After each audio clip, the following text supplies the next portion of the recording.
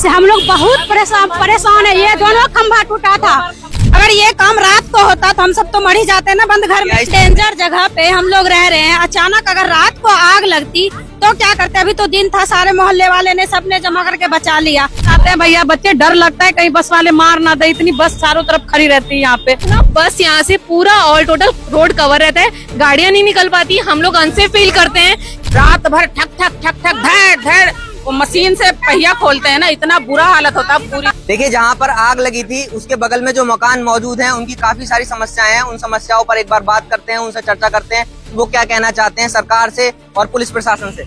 नमस्कार, क्या मैम क्या नाम है? सुमन नाम है मेरा। क्या आग कब लगी थी? आग अभी 1 घंटा पहले से लग रही थी, धुआं हो रहा था। तो मैं सोची कोई कूड़ा जलाए होंगे, पर मैं देखी इधर उधर, अपना घर भी चेक की कहीं नहीं था। फिर मैं बाहर भेजी अपने भांजे को, तो वहाँ देखा आग पकड़ लिया था। जब जाके सब मोहल्ले वाले को बुलाया, इकट्ठा हुए, जब फोन किए, कंप्लेन किए, फायर ब्रिगेड वाले को आए, जब जाके आग पे काबू पाया गया। मैं जब ये बन रहा था तब से मैं कंप्लेन कर रही हूँ। 2 बार पुलिस वाले भी आए हैं, पर इस पे कोई कानून मतलब वो नहीं किए हैं।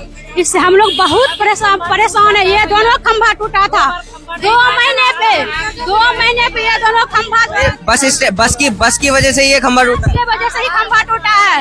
ये सामान भी हम बोले क्या कहता है, सड़क पे अलाउ नहीं है, सड़क पे घर अलाउ नहीं है, तो बस भी खड़ी करना, यहाँ भी बस खड़ी कर देते हैं। इतना जाम लगता है भाई। मेरा घर एकदम सामने है, वहाँ से मेरा घर सामने है, कोई मकान नहीं है।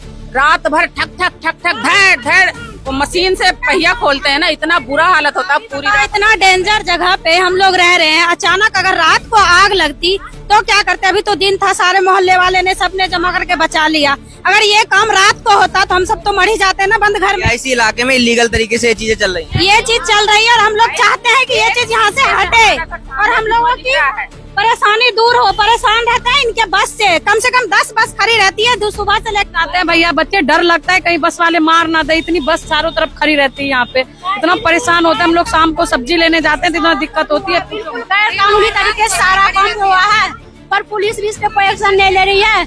बहुत हम लोग परेशान है इससे बहुत। वो क्रेन से उठाई गई है इस कमरे में, एकदम दीवार से सटा के। इतनी बड़ी मशीन रखने का क्या मतलब था? आपको पैसा ही कमाना था। कॉल कर रहे हैं और एक भी कॉल अभी तक रिसीव नहीं हुआ। एक कॉल, जितनी बार अभी जो कॉल आए हैं वो हमसे ये पूछ रहे हैं कि यहाँ थाना कौन सा लगता है। हम यहाँ बता रहे सोने विहार थाना लग रहा है, लेकिन वो कह रहे हैं कि हमारे इलाके में नहीं आता, तुरंत ही कॉल कट। और एक अभी अनिल सिंह के नाम से कॉल आया था, उसने कॉल किया, उसने पूछा कौन सा थाना है, हमने कहा यहाँ सोने विहार थाना है। कह रहे सोने विहार कौन से इलाके में आता है? सोने विहार हमने बताया नानक सर, कह रहे ये हमारे इलाके में नहीं है। देन तुरंत ही कॉल कट। मतलब इस तरीके की अगर कोई परेशानी है तो आप ट्रांसफर करिए ना कॉल किसी को।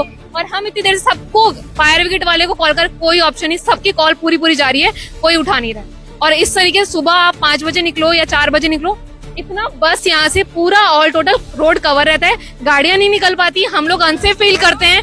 किस तरीके से, मतलब सारे जेंट्स होते हैं। अगर मुझे निकलना है 5 बजे तो मुझे यहाँ पे कितनी दिक्कत परेशानी होती है कि इतने सारे जेंट्स वहाँ पे मैं निकल हूँ। तो एक तरीके अनसिक्योरिटी का भी एक लेडीजों के लिए बहुत बड़ा पॉइंट है।